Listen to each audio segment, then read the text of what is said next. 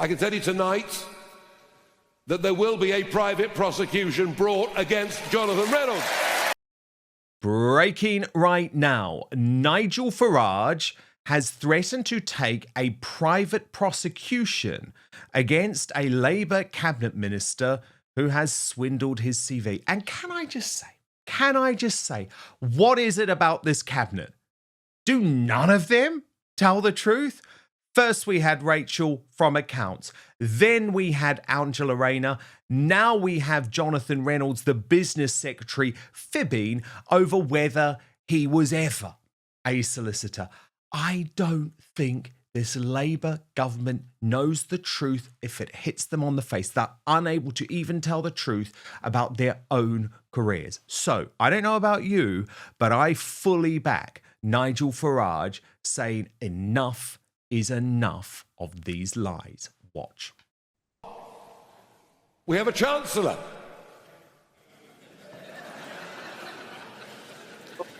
Dubbed by our comic, our northern professional comic, who's given it up to become an MP, Lee Anderson, who dubbed her Rachel from accounts, who tells us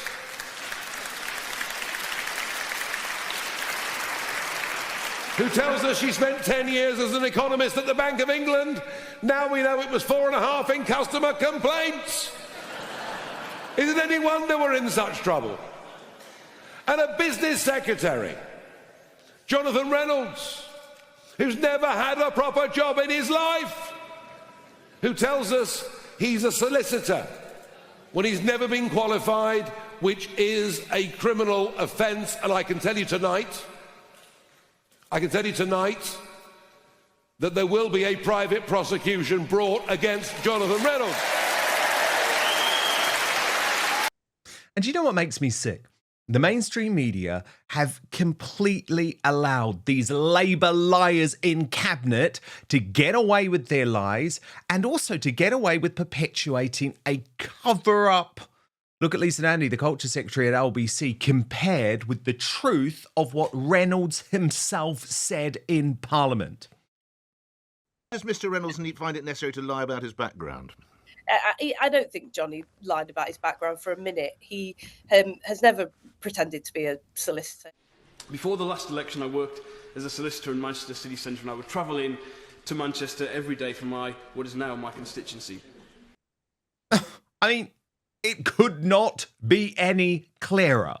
If this were a Conservative minister, if this were a reformed UK MP, it would be leading the news. Yet again, we have double standards. There's Jonathan Reynolds, by the way, on a work trip in India, where he's taken along The Guardian and the Daily Mail to apologise for his sins. But let me tell you what he said, because personally, I think this is one of those non-apologies apologies. So first he told The Guardian about his lies. I apologise for that, but again, I don't think anyone would have interpreted that in any way that I was misrepresenting myself professionally. And I just want to be absolutely clear, for a speech, I think a tweet or maybe a Facebook post over a decade ago, I don't think it's a huge deal, but I should apologise for that if anyone has misunderstood that, but I don't think they have. What a ridiculous non-apology. Then the Mail. This is what he said to the Mail. I've never presented myself as a qualified solicitor. I have made repeated references to being a trainee solicitor in government releases on social media covered very extensively in the legal press. I mean, what? I literally just showed the video of him in Parliament lying through his teeth. Jonathan Reynolds, you are a CV swindler. Rachel from accounts, you are a CV swindler. Angela Rayner, the Deputy Prime Minister, you are a CV swindler. All three of you should resign, as should Lisa Nandy, for lying on your behalf. This is a cover-up. It's despicable that the mainstream media are letting these fools, these absolute fools, get away with it.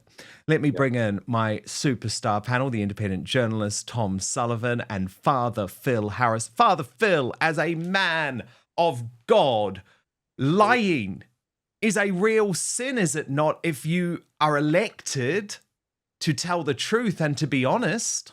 What else are they lying about if they can't even tell the truth about their own career histories? That is the exact point.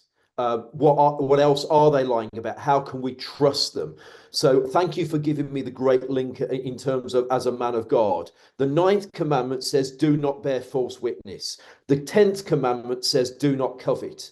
And that sums up the Labour Party as it currently is. But I just wanted to be a priest for a moment. Proverbs 6, verse 16 says this: there are 6 things that the Lord hates, 7 that are an abomination to him: haughty eyes, a lying tongue, and hands that shed innocent blood, a heart that devises wicked plans, feet that make haste to run to evil, a false witness who breathes out lies, and one who sows discord among brothers. Jesus says, let your yes be yes and your no be no. And until we are honest, this nation will go nowhere. And I think my concern is the Uni-Party, both Conservative and now Labour, have been consistently dishonest.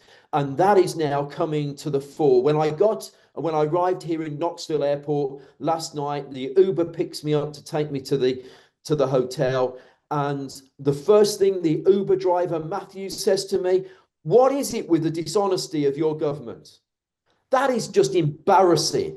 It's utterly embarrassing that I arrive the other side of the pond and the first thing the Uber driver says to me is, what is it with the dishonesty of your government? And I am fed up of the lies. I'm fed up of the dishonesty. Why can we not just tell the truth? You know, and I put out a tweet yesterday and I misspoke. And in a few moments, I came back and I went, I misspoke. I used the wrong terminology. You know, and it wasn't about lying. It was just wrong terminology. We need to have an integrity that says that we are honest. We cannot go around and, you know, Paul writing to the Colossians, do not lie to one another. And here we are, you know, just lies. They just every single day we see further lies coming into them, you know, out into the public square, and the mainstream media that always held to account does that no more. And God help us, we have to have integrity, we have to have truth, and if we don't, this nation will go to perdition in a basket. But first, the reason you're watching this show is because you know that these days it's almost impossible to trust the mainstream media or the so-called fact checkers who claim to patrol social media. And that is for a very good reason, given the Brexit debate, COVID debacle, demonisation of Donald Trump, Tommy Robinson, you know, the whole thing. But I have found the solution. Ground News. Today's sponsor was created by a former NASA engineer to provide you with the only safe way to consume the headlines. So go to ground.news/outspoken and check it out for yourself. But I'm going to show you now this incredible website and app in action. So let's take the recent game-changing speech by US Vice President J.D. Vance to the Munich Security Conference, where he tore into European governments, including ours here in the UK, for the despicable retraction of free speech. And you can see very clearly on Ground News, which collates the 361 sources in one piece, how the story is being covered by the media, broken down by whether it leans to the left or the right. Now, this is illustrated by what it calls its bias distribution service. Then if you scroll down, you can see every article about the topic broken down by the political position and ownership of the publication. It's so fascinating when you do this because it shows quite clearly that Newsmax and GB News, considered to be on the right, gave fair and accurate coverage, focusing on how finally J.D. Vance had the guts to point out uncomfortable truths to European leaders. By stark contrast, though, the left-wing HuffPost claimed the speech left all of Europe aghast. It didn't. I promise you it didn't, HuffPost. I was like cheering it on. While the Independent decided to miss the lead altogether to focus on Vance's joke about Elon Musk, which they claimed bombed. What's more, Ground News actually gets to know you personally. So it provides you with the news stories you're interested in, but also analyzes your own biases. My favorite feature is that it comes up with blind spots, potential blind spots you might not be hearing about in the news because of the corruption of the MSM. Now, look, I know you love the news, but you don't trust the legacy media. That is why you're here. So Ground News gives you the tools to understand the truth about what is going on in the world. It is the only way I read the news now. It allows you to see through media bias and manipulative narratives, no more relying on the MSM to define the truth for you. So go to ground.news/outspoken to check it out. Here's the good news. You can subscribe through my link for 40% off the Vantage plan, which is what I use for unlimited access. Ground News is subscriber funded. Supporting it also supports my work. And for less than a Netflix subscription, you can get all of the world's news in one place and think for yourself. It has been a game changer for a total news junkie like myself. So that is ground.news/outspoken. But now, back to the show. Tom Sullivan, I think one of the real problems is that once you lose trust in your government, it is virtually impossible to get it back. Now, Tom, I'm sure you'd agree with me that we've lost trust in our governments over the past few years. The Brexit betrayal and then the complete scam that we all had to go through over the course of COVID. But these lies are almost now so commonplace that it's like we just can't trust anything our leaders tell us. And that is going to have such a consequential effect when the government does want us to believe them. Because I'm sorry, I won't. Neither will I. And just very quickly, I want to thank Father Phil for that. It was very, very powerful, and it just reminded me why I'm a Christian. Jonathan Reynolds said it's not a huge deal. It is a huge deal because the truth is a huge deal. The truth is a value in itself.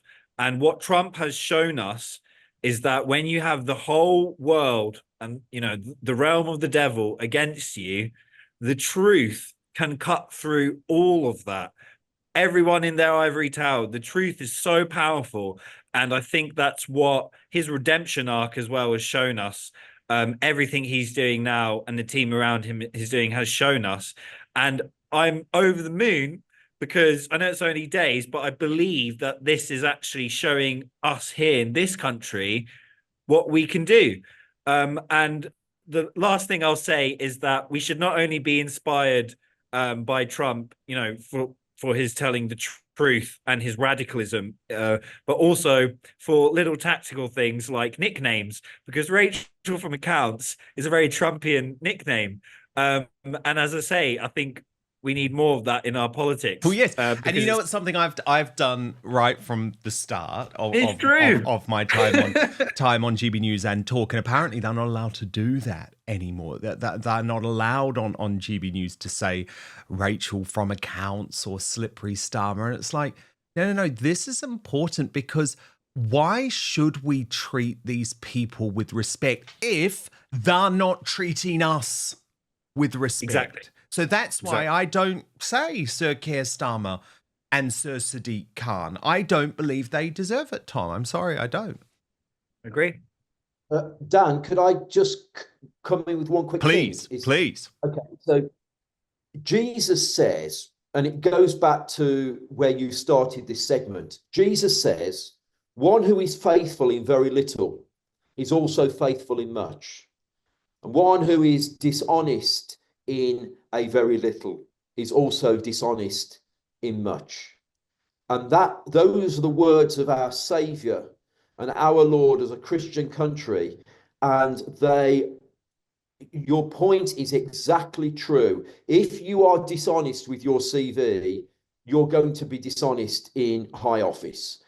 It's just an absolute fact. And Jesus is very, very clear about that. One who is faithful in very little is also faithful in much.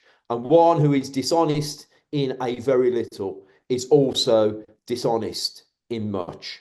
And so we've got to get back to honesty and integrity. And these people, if they are lying in public office, I'm sorry, they have to go. They have to go. Couldn't agree more.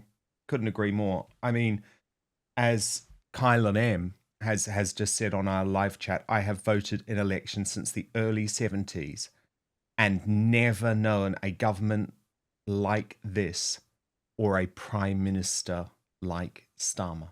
And it is just really, really interesting, isn't it? That this is really new territory, actually. And Dan, sorry, just one very last thing. If you can take the names out of this, because this isn't about, and I think that very often we can become very emotive because it's Starmer, Keir Starmer, or it's Rachel Reeves, or it's Reynolds, it's whoever. You can take those names out of the equation.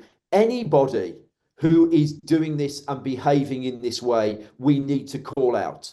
And it just happens to be these people, and it's horrific. They are wrong. It's horrible. And the lying and the dishonesty has to stop.